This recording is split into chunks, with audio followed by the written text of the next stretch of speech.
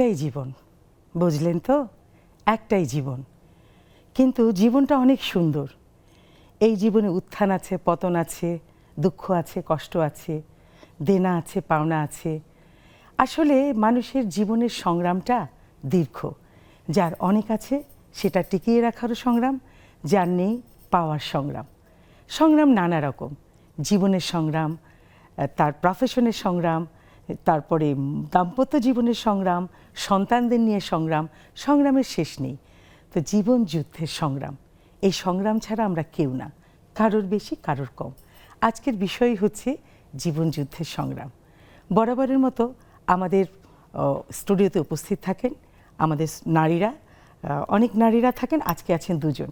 শুভ সন্ধ্যা, আমি মুনিরা Yusuf Mamy, Nexus টেলিভিশনের ladies ক্লাবের নারীদের আড্ডায় আপনাদের আমন্ত্রণ জানাচ্ছি। আমাদের টেলিভিশনে ফোন নাম্বার আছে, জুমে যুক্ত হবার জন্য পাসওয়ার্ড আছে, আইডি আছে। পরিচয় করে দিচ্ছি, নাজনীন পারভিন, সহকারী রেজিস্ট্রার, ইস্টার্ন বিশ্ববিদ্যালয়। শুভ সন্ধ্যা, আপনাকে আমন্ত্রণ আজকের অনুষ্ঠানে। মমতাজ রহমান লাবণী, সঙ্গীত শিল্পী। শুভ সন্ধ্যা। শুভ সন্ধ্যা আপু, কেমন আছেন? খুব ভালো আছি। তো নাজনীন আপা, আপনাকে দিয়ে শুরু করছি। নাজনীন পারভিন, জীবন সংগ্রামের গল্প, এটা ছাড়া তো জীবন নয়। না, জীবন প্রত্যেকটা মানুষের জীবনেরই আলাদা আলাদা গল্প। আর আপনি যদি সংগ্রামের কথা বলেন, সেটা তো আরো ভিন্ন ধরনের। আপনি একটু আগে যেটা বলছিলেন যে কারো বেঁচে থাকার লড়াই, কারো অনেক থাকলে সেটাকে টিকিয়ে থাকার লড়াই। আবার আমাকে যদি এখন আমাকে জিজ্ঞেস করেন, আমি এক জায়গায় চাকরি করছি, পড়াশোনা শেষ করে একটা সেটেল লাইফ, নতুন সংগ্রামে আমি নিজে জড়িত হয়েছি। লেখালেখি শুরু করেছি কিছুদিন ধরে। গত বছর বইমেলা একটা বই বের হয়েছে, এবারও একটা বই বের হয়েছে। এখন যে আমাকে দেখলাম, আমাকে তো কেউ চেনে না। মানে এখন আমি নাজনীন পারভিন, যদি আমি রাইটার হিসেবে নিজেকে প্রমাণ করতে চাই, আমার নামটাকে রাখতে হবে। সেটার একটা সংগ্রাম শুরু হয়েছে আমার জীবনে। সেটারও একটা সংগ্রাম। তো নাজনীন আপার তো গল্প শুনলাম, সংগ্রামের গল্প আরও আছে, শেষ নেই। জীবনের শেষ অবধি পর্যন্ত সংগ্রাম থাকে। তো সঙ্গীত শিল্পী মমতাজ রহমান লাবণী, আপনার এই সঙ্গীত শিল্পী হওয়ার পিছনে তো একটা সংগ্রাম আছে। সংগ্রাম তো অবশ্যই আছে এবং এখনো করে যাচ্ছি। হয়তো যতদিন বাঁচবো এই গানের সংগ্রামটা আমি চালিয়ে যেতে চাই সব সময়। তো ছোটবেলায় আসলে গান শুনেই বড় হওয়া। তো আমরা আসলে 5 ভাই বোনের মধ্যে, আমরা 5 বোনের মধ্যে 5 বোনই মোটামুটি গান পছন্দ এবং গাইতে পছন্দ করি। তো সেই সুবাদে আসলে আমি সবার ছোট হওয়াতে আমার সংগ্রামটা একটু কম হয়েছে। আচ্ছা, সবার শুনে শুনে আসলে আমার বেড়ে ওঠা। একদম ঠিক, মানে সবার ছোট হওয়াতে অভিজ্ঞতা আমারও, যে হয় কি বড়রা পথটাকে স্মুথ করে দেয়, মসৃণ করে দেয়, তারপরেই ছোটরা সেই সুবিধাগুলো পায়। এটা সত্যি, যে বাধাটা বড়রা পায়, ছোটরা সেটা পায় না। আমি অনেক স্মুথলি আসলে ছোটবেলা থেকে এখনো পর্যন্ত এসেছি, খুব স্মুথলি এসেছি। তবে এখন মনে হয় স্ট্রাগলটা একটু বেশি। আচ্ছা, আমরা তো অনেক স্ট্রাগলের কথা বলবো, শেষ হবে না। একটু গান শুনে মনটাকে ভালো করি। ঠিক আছে আপু, যেহেতু এটা ভাষার মাস, তো আমি সকল শহীদদের শ্রদ্ধা জানিয়ে আমি একটা দেশের গান দিয়ে শুরু করছি।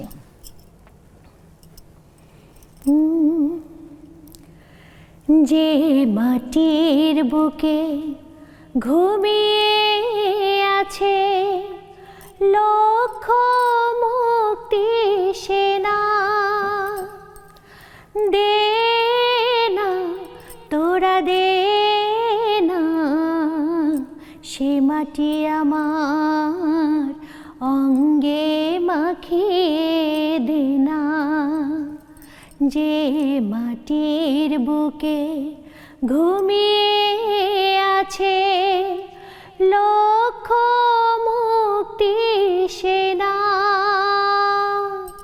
দে না তোরা দে না সে মাটি আমার অঙ্গে মাখিয়ে দে না।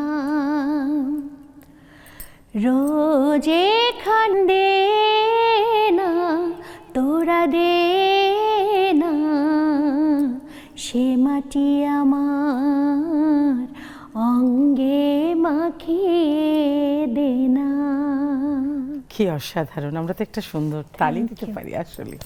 অসাধারণ অসাধারণ, মুগ্ধ হয়ে গেলাম, থ্যাংক ইউ। কোথায় যেন হারিয়ে গেলাম। তো আপনি লেখালেখির কথা বলছিলেন, জি, সেটা নিয়ে বলুন। লেখালেখি বিষয়বস্তুটা কি লেখার? আমার লেখা শুরু হয়েছিল ছোট গল্প দিয়ে। আমি ইস্টার্নে জব করি অনেক বছর ধরেই। ওখানে একটা রাইটার্স ফোরাম আছে, আচ্ছা। কম্পিটিশন করে বাচ্চাদের, স্টুডেন্টদেরকে নিয়ে। আমি একদিন বেনামে একটা মানে স্টুডেন্টের আইডি দিয়ে একটা কম্পিটিশনে লেখা জমা দিলাম, আচ্ছা। যে কিছু লেখা হচ্ছে কিনা এটা ইয়ে করার জন্য। পরে যখন দেখি একটা 1 থেকে 10-এর মধ্যে 6 নাম্বারে ওই নামটা ডাকছে, কিন্তু আমি যেহেতু স্টুডেন্ট না, তখন আমি সবাইকে বলিনি। ফর্মাল অনুষ্ঠানটা শেষ হয়ে গেল, পরে যে আমি আমার কলিগকে বললাম যে এটা আমি। তখন ওরা সুন্দর করে আমাকে পুরস্কারটা দিল। ওইটা নিয়ে এসে আমি ওইটা খুলেছি আপু গত মাসে। ওইটা আমি যখন আমার একটা বুক শেলফ আছে, ওই বুক শেলফের মধ্যে রেখেছি। আমার কেন যেন মনে হলো যে আচ্ছা এই বইটা আমি তখনই পড়বো যদি আমার নামে কোনো, আমার নিজের ছাপা অক্ষরের নাম, বইয়ের ওপরের নাম আমি দেখতে পাই, তখন খুলবো। তখনও কিন্তু জাস্ট রেখে দেওয়ার জন্য রেখেছি, এরকম স্বপ্ন আসলে দেখিনি। এরপর বিভিন্ন জায়গায় কম্পিটিশনে লেখা জমা দিচ্ছি। আমাদের একটা ইংলিশ ডিপার্টমেন্টে একটা সিগনেচার প্রোগ্রাম আছে, লিটারেরি আড্ডা। ওখানে যার যা লেখা পড়তে হয়, ওখানেও নিজের লেখা পড়া শুরু করলাম। লেখাটা ভালোই হতো, কিন্তু পড়তে গেলে পাবলিক স্পিকিং তো একটু কঠিন কাজ। না, আমি মানে যে একদম গান শেখায় সে যে ভালো গায় তা কিন্তু না, হ্যাঁ, অবশ্যই মানে না। যে কবিতা আবৃত্তি শেখায় সে যে খুব ভালো আবৃত্তি করে তা না। তো আপনি ভালো লিখতে পারেন, কিন্তু ওটা পড়তে গিয়ে হতেই পারে। কিন্তু আমাদের নিয়ম হ্যাঁ। যার লেখা তাকেই পড়তে হবে, কিন্তু আমি পড়ে আসতাম। সবাই আমাকে বলতো লেখা ভালো হয়েছে, কিন্তু আমি অনেক স্টিভ হয়ে যাই আর কি ক্যামেরার সামনে, কিন্তু সবাই কলমের অ্যাপ্রিশিয়েট তো একটা করতে আর কি। স্বাধীনতা আছে, কিন্তু সবসময় তো বলাটা একটা। ওটা থেকেই শুরু হয়েছিল। তারপরে বড় একটা ডিটেকটিভ উপন্যাস লিখেছিলাম। বাহ, এটাও এটা তো ডিটেকটিভ কঠিন। উপন্যাস। এটা হচ্ছে বাচ্চাদের।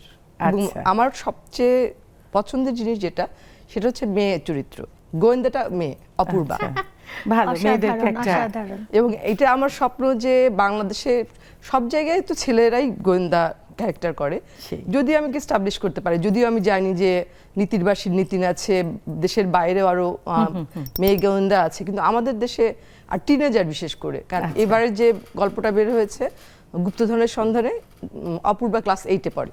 গত বছরে যেটা ছিল ক্লাস 7-এর শেষে। আচ্ছা। মানে আমি ওই বয়সটাই রাখতে চাই। আমি দেখতে চাই মানুষ পছন্দ করে কিনা, মানুষের কাছে সেই। পৌঁছায় কিনা ওর না, গোয়েন্দাগিরিটা আর অবশ্যই কি। করবে, কারণ আমাদের আগের যে গোয়েন্দা উপরে যে ছবিগুলো হয়েছে, ওরাও কিন্তু দেখবা যে বাচ্চা বাচ্চা ছেলে মেয়েরা। আমরা তো আসলে 3 গোয়েন্দা পরে বড় হয়েছি, তো মাথার ভেতরে আসলে। ওইটা ছিল আর কি, এই জন্যই তাই শুরু করেছি। আচ্ছা, তো আপনার কথা কিন্তু শেষ হয়নি। যেমন সংগ্রামের কথা বললেন, হ্যাঁ। যে এরপর লেখাটা তার জীবনে আরেকটা সিদ্ধান্ত। তো এরকমই হয় না যে আমরা একটা কাজ করতে করতে হঠাৎ মনে হয় যে আমার এখন এই কাজটা করা যায়, করা উচিত, অনেকদিন ভাবছিলাম। আরেকটা সংগ্রাম কিন্তু তখন শুরু হয় নতুন একটা ভাবনা থেকে, বিশেষ করে আমাদের নারীদের বেলায় অবশ্যই। একটু সবকিছুই এক ধরনের সংগ্রাম। তো সেরকম কোনো সংগ্রাম? হ্যাঁ, আমি জি। আসলে প্রথম থেকে বলি, আমি বিয়ের পরে একটা জবে ঢুকেছিলাম। তো সেখানে ঢোকার পর দেখলাম যে ওখানকার পরিবেশ বা ওখানে সব কিছুর মধ্যে একটা স্ট্রাগলিং ভাব আছে। মানে স্ট্রাগল না করলে আপনি ওই জায়গায় পর্যন্ত পৌঁছাতে পারবেন না। এবং আমি তখন ধানমন্ডিতে থাকতাম, ওখান থেকে আমার অফিসটা বেশ দূরে ছিল, এবং প্রত্যেক দিন সকালে ঘুম থেকে উঠে আমাকে অনেকটা কষ্ট করে অনেক পথ পাড়ি দিয়ে আমাকে পৌঁছাতে হতো, এবং ব্যাক করার সময় একই অবস্থা। আবার অফিসে ঢোকার পরে যখন ওখানকার পরিবেশ বা ওখানকার সিস্টেম যেটা ছিল, সেটাতেও মনে হলো যে না, এখানেও আসলে অনেক রকমের বাধা বিপত্তি, সবকিছু। এবং মেয়েদের ক্ষেত্রে হয় কি, ওখানে মেয়েদের একটু অগ্রাধিকার বেশি ছিল, হ্যাঁ, যার কারণে আমরা একটু স্ট্রংলি সবকিছু করতে পারতাম। তো অন্যদের ক্ষেত্রে মনে হতো যে স্ট্রাগলিংটা অনেক বেশি। সেটা আসলে তারপরে সেই জব, কিন্তু সেই জবটা আসলে আমার আর কন্টিনিউ করা হয়নি যে কোনো একটা কারণে। আচ্ছা, সেটা তো আমি ওটাকে কুইট করে একদমই সঙ্গীতে চলে এসেছি। তো আমরা একটা ছোট্ট বিরতিতে যাই, বিরতির থেকে ফিরে এসে আমরা আরো সংগ্রাম, তো আসলে ভালো সংগ্রাম হচ্ছে একটা মানুষের সাকসেস হওয়ার গল্প। হ্যাঁ, সংগ্রাম না ছাড়া কিন্তু আমরা কেউ সাকসেস হতে পারি না। জীবনটা মানেই হচ্ছে সংগ্রাম। সেটাই, মানে আমাদেরকে উপরওয়ালা তৈরি করে দিয়েছেন আসলে ওই সংগ্রাম করতে হবে ওই এই গল্পটা মনে রাখেন, এসে শুনবো বাকিটা। হ্যাঁ জি, একটা thank you. ছোট্ট বিরতিতে যাচ্ছি, ফিরে এসে আবার আড্ডা হবে, গল্প হবে। আপনারা টেলিভিশন স্ক্রিনে দেখতে পাবেন আমাদের ফোন নাম্বার। জুমে যুক্ত হওয়ার জন্য শুধুমাত্র নারীরা, আমাদের পাসওয়ার্ড আছে, আপনারা যুক্ত হয়ে যান, আড্ডাটা আরো জমে যাবে।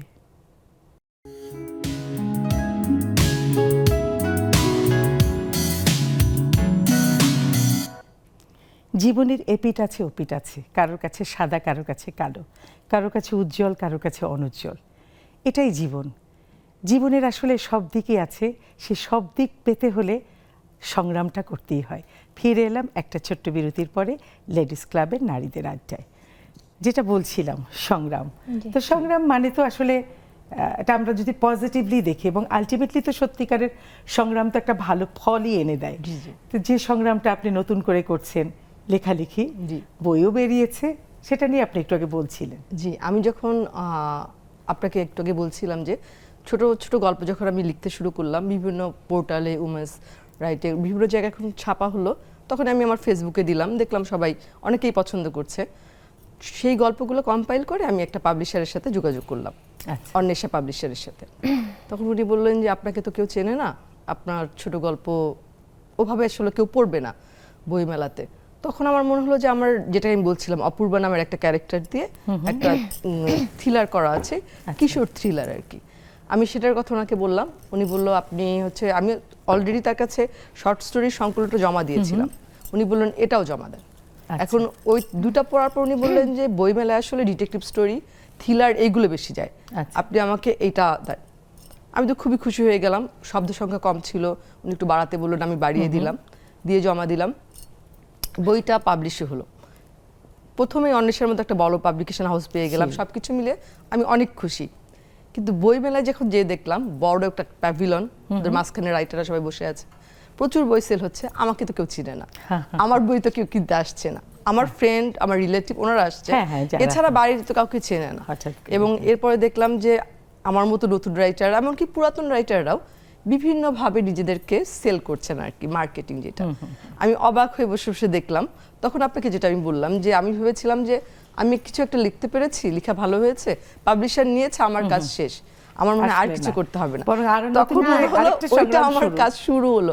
আমি অবাক হয়ে সবাইকে দেখলাম, আমি মার্কেটিং একেবারেই ভালো পারি না, সবাইকে কি করছে ঘুরে ঘুরে পুরা বই মেলায় ফ্রাইডে গুলোতে যেতাম, যে দেখলাম, তখন বুঝলাম যে আমার একটা নতুন সংগ্রাম আমি নিজে তৈরি করলাম আর কি। কি যেন আপনাকে বলতে চাই। হ্যাঁ, কিন্তু এবার তো তোমার মাশাআল্লাহ মনে হয় খুব ভালো ইয়ে হয়েছে। একটু একটু তো বাড়ছে, হয়তো কিছু অচেনা মানুষ দিচ্ছে, পড়ছে, কিন্তু লাবণ্য এটা এত সহজ হবে না, আরো শ্রম দিতে হবে, আরো সময় দিতে হবে, থেমে যাওয়া যাবে না, থেমে যাওয়া যাবে না, এবং তোমাকে এটা নিয়ে তোমাকে সংগ্রাম চালিয়ে যেতে হবে। সেটাই সংগ্রামটা, যেহেতু পছন্দের কাজ, বেশি বই, ভালোবাসার জায়গায় আগায় যেতে হবে, এটা নিয়ে। তবে আমরা চাই সামনে তোমার আরো বই আসুক, এবং আমরা এই সংগ্রাম করেই কিন্তু সামনে এগোতে চাই। আসলে তো আগে মানুষ বই উপহার দিত, হ্যাঁ তাই না?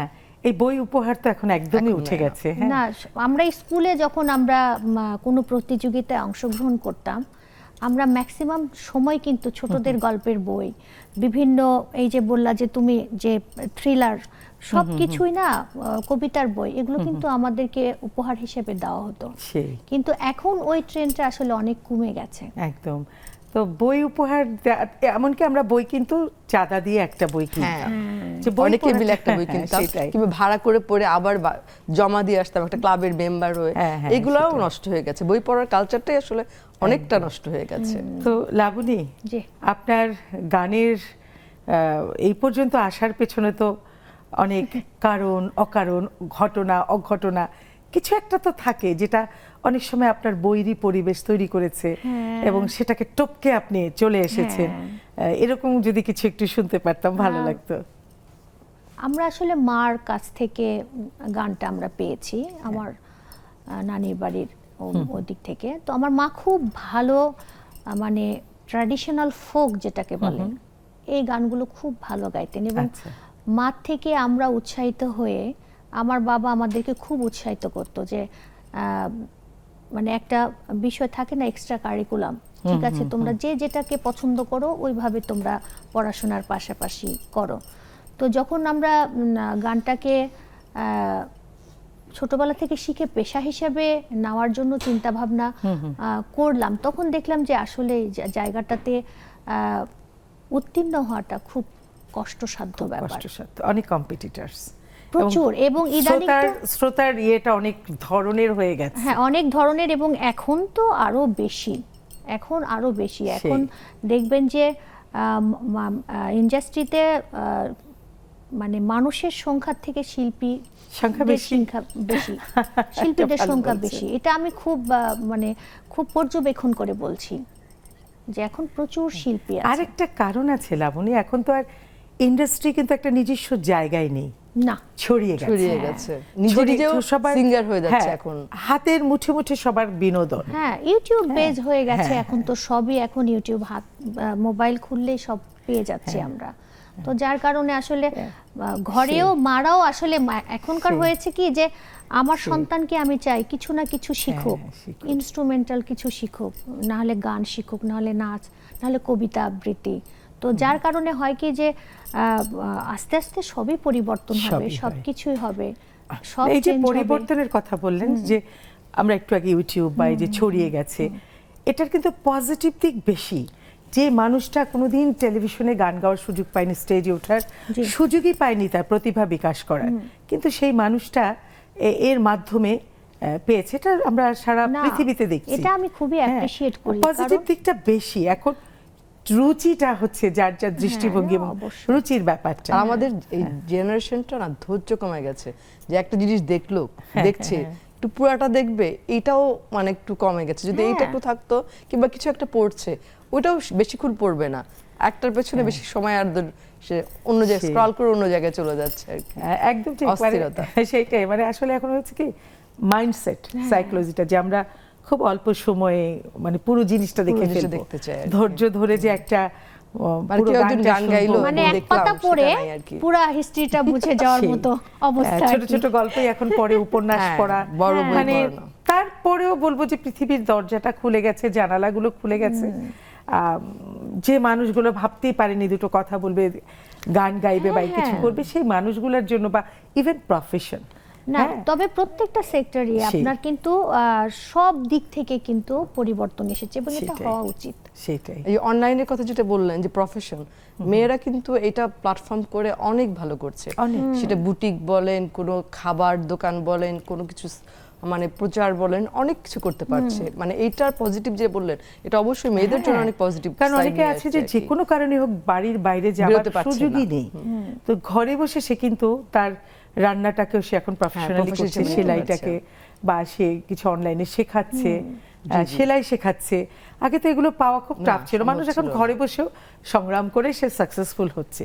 এটা তো আমরা জানতামই না কে এত ভালো রান্না করে, কে এত ভালো কেক বানায়। হ্যাঁ, না এটা মানে আমাদের মেয়েদের জন্য বা মহিলাদের জন্য যতটা হয়েছে, ছেলেদের জন্য কিন্তু একই বেনিফিশিয়াল। হ্যাঁ, তা তো অবশ্যই। তো মানে এটা হওয়াতে হয়েছে কি যে আমরা ঘরে বসে আসলে একটা জিনিস অর্ডার দিয়ে নিয়ে এসে খেতে পারছি, আবার মন চাইলো যে একটা মিউজিক ছেড়ে গলা ছেড়ে গানও গাইতে পারছি। সেটাই, মানে সংগ্রামটাও কিন্তু বেড়ে গেছে, এখন কম্পিটিশন বেড়ে গেছে, সংগ্রামও বেড়ে গেছে। আগে হাতে গোনা নাটক, আমাদের হাতে গোনা শিল্পী সবকিছু, এখন কিন্তু খুবই যুদ্ধ করে এই জায়গাটায় আসতে হয়, আবার আসলেই হবে না, টিকে থাকাটা আরো, হ্যাঁ সেটা আরো বড় সংগ্রাম।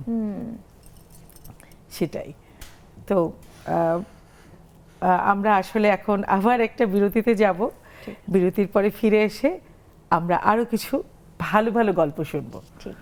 একটা ছোট্ট বিরতিতে যাচ্ছি, ফিরে আসছি খুব শীঘ্রই।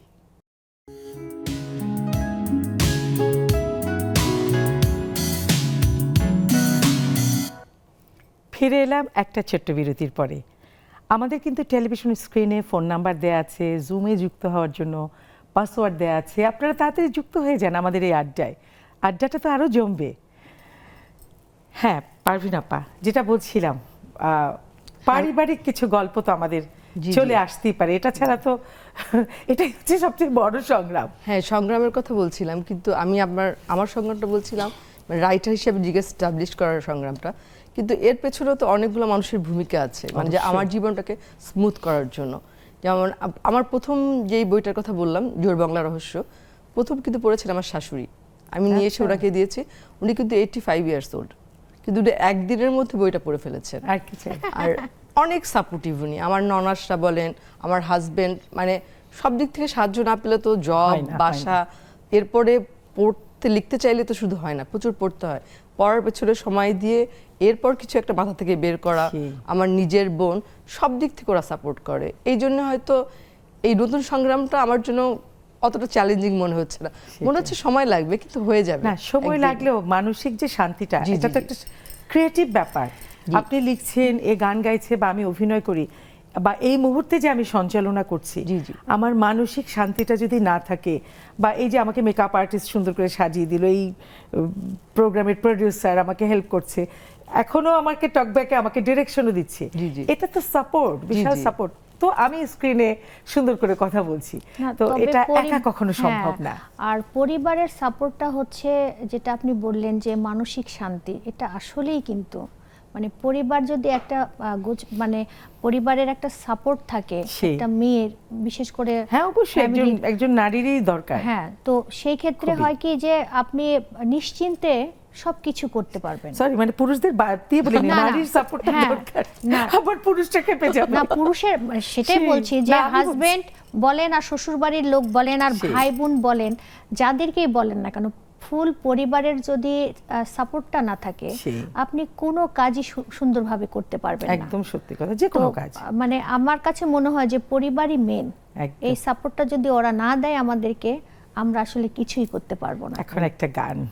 হ্যাঁ, তবে ছোট্ট করে বলি, আমার গানের মানে পিছনে যার সবচেয়ে বড় অবদান, আমার বোন, ও বাংলাদেশের বড় না খুব- ছোট?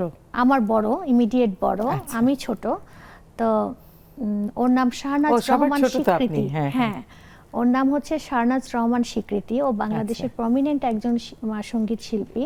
আচ্ছা, তো ওর চেষ্টাতেই, মানে ওর মানে কি বলবো যে ও চায় আমি গান করি, মাঝে মাঝে আমি একটু খেয়ে হারিয়ে ফেললে আচ্ছা। ও আমাকে পিছন টান থেকে, দিয়ে ধরে। হ্যাঁ, পিছন থেকে উঁচু করে তোলে যে তুমি কেন পিছিয়ে যাচ্ছ, বা কেন একটু ইয়ে হয়েছো, তুমি আবার শুরু করো, বা তুমি শুরু করেছো, তুমি আর পিছিয়ে তাকানোর কোনো বোনরা ইয়ে নাই। এরকমই হয়। আমি যেরকম সবার ছোট, আমার তখন চিঠি লিখতো, সেটা তো অনেক আগের কথা। আমার বড় বোন আমাকে চিঠি লিখতো, তুমি এটা চর্চা করো, ওর সাথে যোগাযোগ করো, ওখানে যাও। তখন তো এত ফোনের ব্যাপারও ছিল না।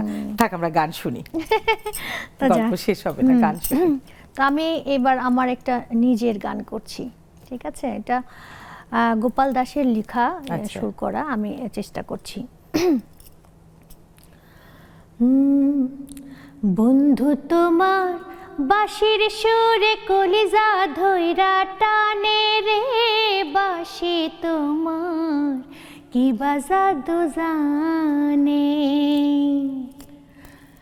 বন্ধু তোমার বাঁশির সুরে কলিজা ধইরা টানে রে, বাঁশি তোমার কি বাজাদু জানে, বাঁশি তোমার কি বাজাদু জানে।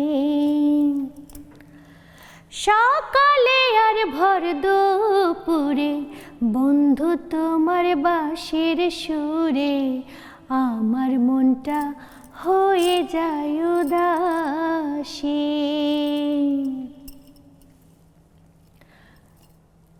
সকালে আর ভর দুপুরে বন্ধু তোমার বাঁশির সুরে আমার মনটা হয়ে যায় উদাসী। তখন উথাল পাথাল মনটা লইয়া গো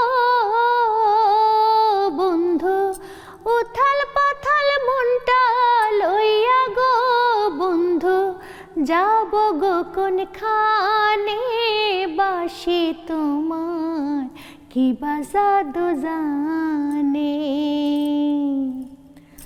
বন্ধু তোমার বাঁশির সুরে কলিজা ধইরা টানে রে, বাঁশি তোমার কি বাজাদু জানে। বন্ধু তোমার বাঁশির সুরে কলিজা ধইরা টানে রে, বাঁশি তোমার কি বাজাদু জানে, বাঁশি বাঁশি তোমার কি বাজাদু জানে। অসাধারণ অসাধারণ। ধন্যবাদ। বাঁশি জাদু জানে। বাঁশির আসলেই। হ্যামিলনের বাঁশিওয়ালা, তারপরে আমরা গ্রামে দেখি বাঁশিওয়ালা বাঁশি বাজাচ্ছে, সেই টানে নায়িকা চলে যাচ্ছে, প্রেমিকা চলে যাচ্ছে। বাঁশি আসলেই জাদু জানে। আর বাস্তবিক অর্থে বাঁশি বাজানো শুনলে একটু হলে আমরা থমকে যাই। বাঁশি একদম আসলে খুব একটু সময়ের মধুর জন্য একটা, আমাদেরকে থামিয়ে দেয়। খুব মধুর একটা ইনস্ট্রুমেন্ট, সেই, যেটা হ্যাঁ। আসলে এত মিষ্টি, মানে এটা শুনলেই মনে হয় যে পরাণটা একদম আনচান আনচান করে ওঠে। একদম। এই যে আমাদের এসেছেন জুমের আগে। বন্ধুরা চলে এসেছে। হাসিনা আপা, হাসিনা আপা। আসসালামু আলাইকুম আপু। ওয়ালাইকুম আসসালাম, কেমন আছেন? আলহামদুলিল্লাহ ভালো আছি, ভালো আছেন? ভালো। জীবন সংগ্রাম কেমন চলছে? শেষ না শুরু নাকি চলছে, কোনটা বলুন? শুভ সন্ধ্যা সবাইকে। শুভ সন্ধ্যা। শুনতেছিলাম গানটা, অনেক সুন্দর লাগতেছিল, ভালো লাগতেছিল শুনতে। তো যাই হোক আপু, আমি মনে করি যে মেয়েদের জীবন সংগ্রামটা জন্ম থেকেই শুরু হয়, ঘর থেকে। কারণ কি, আমরা যখন মেয়েরা বাংলাদেশের কালচারে বা আমাদের প্রেক্ষাপটে যখন জন্মগ্রহণ করি, তখন থেকেই দেখা গেছে মেয়েরা ঘরের একটু একটু কাজ করা শুরু করে। আমি মনে করি ওইটাও একটা সংগ্রাম। তারপরে তার সেই স্কুল জীবন, তারপরে তার সেই বিয়ের লাইফ, চাকরি জীবন, কেউ চাকরি করলে, চাকরি না করলে তো আমি মনে করি আরো বেশি খাটুনি। যারা বাসায় থাকে তাদের 24 ঘন্টাই কাজ, ওইটা একটা বিষয়।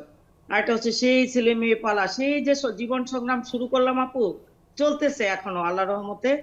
সবকিছু মিলিয়ে সেই চাকরি, সংসার, ঘুম থেকে উঠে রাত ঘুমানোর আগ পর্যন্ত এই জীবন সংগ্রাম চলে। নারীদের তবে এর সংগ্রামটা মধ্যেই আসলেই আসলে বেশি। নিজের যে, হ্যাঁ, নারীদের তবে এর সংগ্রামটা মধ্যেই বেশি। নিজের যে কিছু ভালো লাগার বিষয়, এগুলো হচ্ছে একটু সময় নিয়ে একটু করলে, একটু ওগুলার মধ্যে সময় দিলে তখন জীবনটা আরো রঙিন হয় আপু।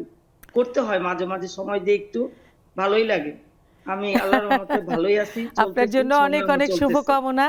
স্বতঃস্ফূর্তভাবে বললেন, এটাও ভালো লাগলো যে সংগ্রাম করতে হয়। হ্যাঁ, নারীদের সংগ্রামটা একটু বেশি, এটাই সত্যি কথা।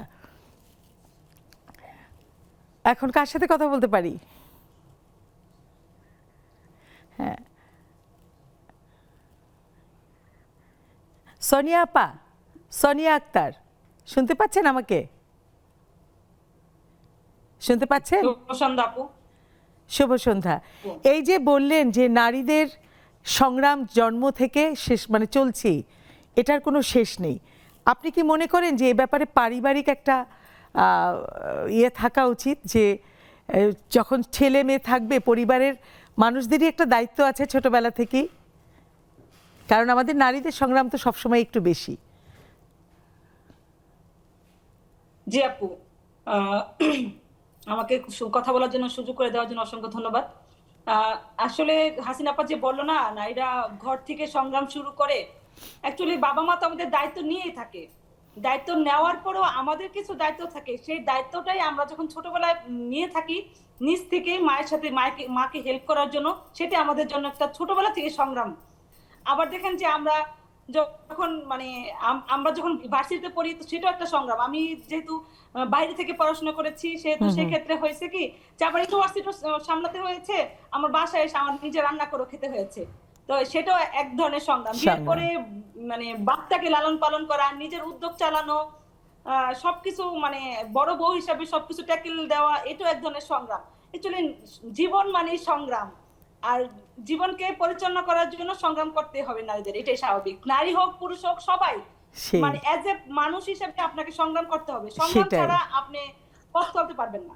এইটাই আপনার সাথে একমত যে আসলে পারভিন আপা, আপনার সাথে আমি বলি যে জীবন মানেই সংগ্রাম। সে নারী হোক পুরুষ হোক, পুরুষের একরকম সংগ্রাম, নারীদের আর এক রকম। তবে নারীদের একটু বেশি, যেহেতু একজন নারী যদি মা হন বা যাই হোক, বাড়ি ঘরের একটু ব্যাপারে নারীদের অংশগ্রহণটা আমাদের এই সাবকন্টিনেন্টে নারীদেরই বেশি। আপনি এ ব্যাপারে কি বলতে পারেন বলেন? নারীদের সঙ্গে অবশ্যই বেশি, কারণ আপনাকে একটু আগে যেটা বলছিলাম যে সব কিছু শেষ করে তারপরে নিজের কিছু করতে হয়। মানে আপনি যদি জব করতে চান, আপনার বাসার কোনো সব দায়িত্ব পালন করে আপনাকে জব করতে হবে। আপনি তারপরে যদি অভিনয় করেন, সব সমাধান করে আপনি আপনার কাজটা করবেন। মানে একদম। এই জন্য মানে ইয়েটা সংগ্রামটা বেশি হয়ে যায়, যেটা ছেলেদের ক্ষেত্রে করতে হয় না।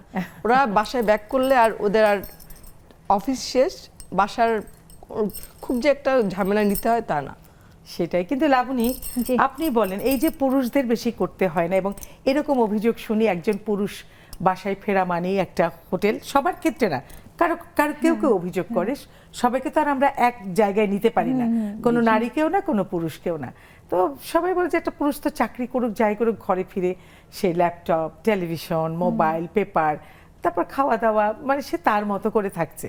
তো আমাদের বাবাদেরকে দেখতাম, আমাদের মানে তারা জানি যুগের পরিবর্তন, তারা কিন্তু আমাদের পড়ালেখা, আমাদের স্কুলের ফিটা বা বই কেনা, বা তাড়াতাড়ি ঘরে ফিরলাম কিনা, বা গোসলটা সন্ধ্যায় ঠিক মতো একটু নিয়ে করলাম বসতে, কিনা, হ্যাঁ বাচ্চাদের নিয়ে একটু এই যে বসা। এই শাসনের দিকগুলো, পড়াশোনার দিকগুলো, আমি সবসময় আমার আব্বাকে এভাবেই আমি পেয়েছিলাম।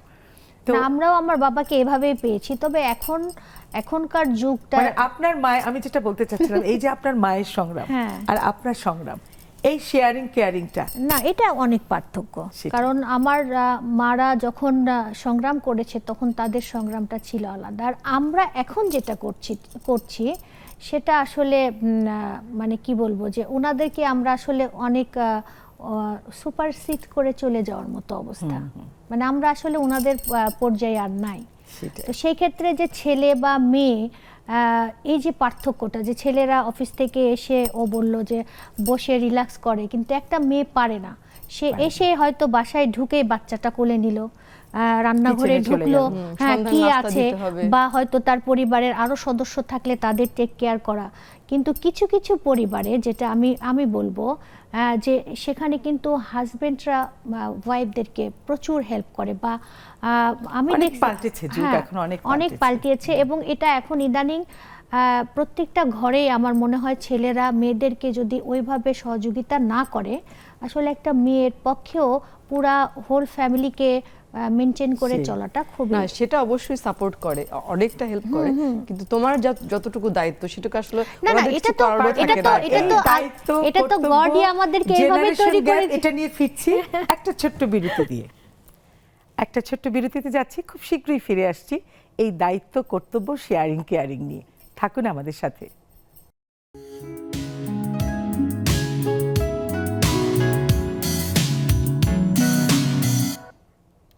সংগ্রামের শেষ নেই, তারপরও জীবন থেমে থাকে না। মনে হয় যে আরো এরপরের ছবিটা আরো সুন্দর। এই গল্পগুলো নিয়ে আবার ফিরে এলাম একটা ছোট্ট বিরতি থেকে। যেটা বলছিলাম, পারভিন আপা সংগ্রামের কথা, কে লাবণী না পারভিন আপা, দুই বন্ধু ঠিক করে নেন কে বলবেন। না, বলুক, অসুবিধা আমি নাই। বলছিলাম যে আমি কালকে পাবনা থেকে ফিরলাম, আমার ফিরতে প্রায় রাত 12টা হয়ে গেছে। ওটা তো মানে দূরপাল্লার গাড়িটা, কিন্তু এরপরও পাবলিক যে ট্রান্সপোর্ট ঢাকা শহরে সেটা চলছে। আমি তখন ভাবলাম যে যে মানুষটা এখন বাসায় ফিরবে, কালকে সকালে তাকে আবার বের হতে হবে। মানে আমরা যে মেগা সিটিতে খুব ভালোবেসে মানে থাকতে আসি, বসবাস করি, কিন্তু এর কিন্তু অনেক বড় একটা মূল্য আছে। আমাকে এখানে সাস্টেন করতে গেলে বিভিন্ন মানুষকে বিভিন্ন ধরনের সংগ্রাম করতে হচ্ছে। কারো ধরেন আছে খাবার, বস্ত্র, মাথার উপর ছাদ, এর জন্য করতে হচ্ছে। হ্যাঁ, কারো ছাদ নাই, ছাদের জন্য, মানে যারা প্রথমে খাবার আর বস্ত্র এটা নিশ্চিত হলো, তখন মনে হয় যে একটা যদি মাথার উপর ছাদ থাকতো, মানে একটা পেলে আরেকটা পাওয়ার সংগ্রাম, একটা পেলে আরেকটা পাওয়ার সংগ্রাম। এই গল্প করব, একটু জমে যাচ্ছি। রেবেকা কবির আপা, রেবেকা কবির আপা শুনতে পাচ্ছেন? হ্যাঁ, শুনতে পাচ্ছি। আজকের শুভ সন্ধ্যা আপু, আসসালামু আলাইকুম। ওয়ালাইকুম আসসালাম, শুভ সন্ধ্যা। আজকের বিষয়টা নিয়ে বলুন। আচ্ছা, আজকের বিষয়টা খুব ভালো। আমাদের মানে মধ্যবিত্ত, নিম্ন মধ্যবিত্ত আমরা যারা, তাদের জন্য এই প্রত্যেকটা দিনই সংগ্রামের দিন আমি বলবো। কারণ হচ্ছে দেখেন, আমি রাত্রে যখন আমি ঘুমাতে যাই, তখন সকালবেলা রাত্রে চিন্তা করিনি সকালে আমার কিভাবে আমার সেট আপটা দিব, একদম। জীবন সংগ্রামের সেট আপ এটাকে বলবো। এটা ছেলে মেয়ে নির্বিশেষে দুইজনই কিন্তু করি। আমি আমার হাজবেন্ড হোক আর যে কোনো পরিবারে, হাজবেন্ড ওয়াইফ দুইজনেরই এটা একটা সংগ্রাম বলবো আমি। শুধু মেয়েরা একটু দায়িত্ব বেশি নিতে হয়, কারণ এটা না নিলে সংসারটা সঠিকভাবে চলবে না। স্বাভাবিক। আর মেয়েদের সংগ্রাম করতেই হয়, কারণ হচ্ছে বাচ্চারা যখন ছোট থাকে তখন একরকম সংগ্রাম, সারা দিন সকাল থেকে সন্ধ্যা পর্যন্ত একরকম সংগ্রাম, আর ছুটির দিনগুলো তো আরেক রকম সংগ্রাম। তো সংগ্রাম তো এটাকে মেনে নিয়েই জীবন চালাতে হবে, আর এটা না মেনে নিলে জীবন সুন্দর হবে না। অনেক এই ভালো সুন্দর বলেছেন, জীবন অনেক করতে ধন্যবাদ। সংগ্রামের আসলে সাথেই চলতে হবে। মেনে ধন্যবাদ নিয়ে সবাইকে। মানিয়ে নিয়ে জীবনটা চালাতে হবে। ইভা ফারহানা আপা, ইভা ফারহানা নার্গিস আপা, বলুন খুব ছোট করে। আসসালামু আলাইকুম রহমতুল্লাহ বারাকাতু। ওয়ালাইকুম আসসালাম। সংগ্রাম জীবন আর প্রচন্ড সংগ্রাম করতে হয়। ঘুম থেকে উঠা পর্যন্ত, ওই যে বিছনায় যাব ওই পর্যন্ত যে চলতেছে এই কাজ, কাজ চলতেছে, মুখ চলতেছে, হাত চলতেছে, পা চলতেছে, মানে কেন বুয়া রাখবো সেখানেও চলতে হয়, কারণ ওরা তো কাজ না দেখালে করবে না। প্রত্যেকটা জায়গায় কিন্তু আমাদের পরিচালনা করতে হচ্ছে, সংগ্রাম করে করে কাজ করে করে কিন্তু আমাদের নিজেদেরকে একটা জায়গায় আসতে হচ্ছে। একদম। তবে হ্যাঁ, ভালো লাগে এই কাজের মধ্যে থাকতে, কারণ সংগ্রাম তো যখন করতেই হবে, ভালোবেসে কাজটাকে করাটাই অনেক ভালো। যে কারণে সংগ্রাম, এটাতে- সেটা সেই জায়গা পর্যন্তই পৌঁছাতে হবে। আপা অনেক অনেক ধন্যবাদ নার্গিস আপা। আসলে এর শেষ নেই, শেষ যখন নেই জীবন আমাদের চালিয়ে যেতে হবে, আমাদের হাতে আর বেশি হ্যাঁ যায় আসলে, কিন্তু সংগ্রাম সংগ্রাম কখনো হয় না। শেষ হয় না, একদম সত্যি কথা। পারভিন আপা, আপনি একটু ছোট করে কিছু বলুন, তারপরে লাবণী আপার কাছে চলে আসব, এরপর গান শুনতে শুনতে আমরা। জীবন সংগ্রাম চলবেই, মানে ভালো কিছু পাওয়ার জন্য, নিজের পছন্দের কিছু পাওয়ার জন্য সংগ্রাম করতে হবে। যে যার মতো প্রত্যেকটা মানুষের জীবনের গল্প আলাদা, সংগ্রাম ওইভাবেই এগিয়ে চলবে আর কি। সে আসলেই সত্যি কথা। হ্যাঁ লাবণী বলেন, কি যেন বলছিলেন আপনি? না, বলছি জীবন যতদিন থাকবে সংগ্রাম করে যেতে হবে। আমরা সংগ্রাম করব ইনশাল্লাহ, জীবনে বেঁচে থাকার জন্য সংগ্রাম চলবে। সংগ্রাম চলবে। না, আরেকটা জিনিস পারবেন আপা, আপনার কাছে জানতে চাচ্ছি যে আপনার চাকরি, সংসার, লেখালেখি, সন্তানের, আচ্ছা ঠিক আছে, তারপরে তো সংগ্রামের শেষ নেই। তো দুটো পরিবার, আমাদের শ্বশুর বাড়ি, বাবার বাড়ি, বন্ধু, অনেক কিছু, এই বয়স পর্যন্ত এসে আপনার অনেকগুলো সার্কেল হয়েছে, সেগুলোকে আপনি কিভাবে মেনটেন করেন? ফ্রেন্ড সার্কেল ছোট থেকে শুরু করে যারা ছিল এখন পর্যন্ত আছে, খুব ভালো করেই আছে। আচ্ছা। ফ্রেন্ড সার্কেল, শ্বশুর বাড়ি, বাবার বাড়ি হয়ে যায় আসলে, একটু সময় করে বের করলেই সবার এই জন্য কি সঙ্গে রাত বের জাগতে হয়? আপনি যে লেখালেখিটা যা করেন, আপনার তো একটু রাত জাগা তো জাগতে আসলে হয়, আমাদের এই যেহেতু বললাম না, অফিস থাকে সকালে। আমাদের মেগা সিটির কালচার হয়ে গেছে আসলে আমাদের রাত জাগা। আমরা চাইলেও যে খুব দ্রুত ঘুমিয়ে যেতে পারি তা না, 1টা-1.5টা তো সবসময় হয়ে যায়। সকালে অ্যালার্ম যখন দিয়ে রাখি তখন কষ্ট লাগে যে 4 ঘন্টা কিংবা 4.5 ঘন্টা পরে অ্যালার্মটা বাজবে, এইটা কিন্তু রাত জাগা হয়ে যায় আর কি। হ্যাঁ, এই আমি উপায় চেষ্টা নেই। করি আমার ফ্রেন্ড সার্কেল মেনটেন করতে, কারণ ওরা হচ্ছে একটা অক্সিজেনের মতো। একদম, যখনই মন খারাপ হয়ে গেল, আমার যে ফ্রেন্ডটা কাছে আছে পিয়া, ওর সঙ্গে দেখা করতে গেলাম, ছোটবেলার মতো হাত ধরে কিছুক্ষণ হাঁটলাম রাস্তা দিয়ে, কোনো কারণ ছাড়া। এই যে পিয়া বললেন, একমাত্র এখনো নামটা টিকে থাকে যদি বন্ধুরা থাকে, নামটা ধরে ডাকে। নাম ধরে ডাকার কিন্তু হ্যাঁ। একসময় কেউ থাকে না। আপু, আমার প্রথম যেটা গল্প আমি ইয়েতে পাবলিশ করেছিলাম করোনার মধ্যে, সেটা ছিল অস্তিত্ব। ওইটা ছিল আমার নামের অস্তিত্ব আর কি। আচ্ছা। আমার বাবা মা চলে যাওয়ার পরে তো বাবা ডাকতেন শিউলির মা, মা মারা গেল, বাবা মারা গেলেন, 2 আত্মীয় স্বজন আস্তে আস্তে আসলে কমে যায়। এখন আমার নাম ধরে আমাকে কে ডাকে, এর বউ কিংবা তার মিসে, আমাকে এরকম আস্তে আস্তে আসলে আমার নাম নাম থাকে না। হারিয়ে যায়। বন্ধু বান্ধব হলে তো আমার তো নামটা থাকে। এই যে যে কেউ পিয়া ডাকে। বললেন। আচ্ছা লাবণী, আপনার কাছে আমি আসবো, আমি বিদায় নিয়ে আসি, একটু গল্প, ঠিক আছে। এরপর গান গিয়ে আমরা ঠিক আছে। ফিরে যাব বাড়িতে। সুপ্রিয় দর্শক, আমাদের এই আড্ডায় যুক্ত থাকার জন্য আপনাদেরকে অনেক অনেক ধন্যবাদ। আবারও দেখা হবে সামনের প্রোগ্রামে। আর সংগ্রাম তো চলবেই, এটাই স্বাভাবিক জীবনের একটা পার্ট, এটার বাইরে আমরা কেউ না। তবে এই সংগ্রাম সবার সফল হোক, ভালো থাকবেন, সুস্থ থাকবেন। এবার আমি যে গানটি শোনাবো, যেহেতু এটা বসন্ত একসাথে চলছে, তার একটা বসন্তের গান করি। অবশ্যই ভালো লাগবে, পুরো গানটা গেয়ে ফেলেন। বসন্ত বাতাসে শৈল, বসন্ত বাতাসে, বসন্ত বাতাসে শৈল, বসন্ত বাতাসে বন্ধুর বাড়ির ফুলের গন্ধ, বন্ধুর বাড়ির ফুলের গন্ধ আমার বাড়ি আসে শৈল, বসন্ত বাতাসে শৈল, বসন্ত বাতাসে।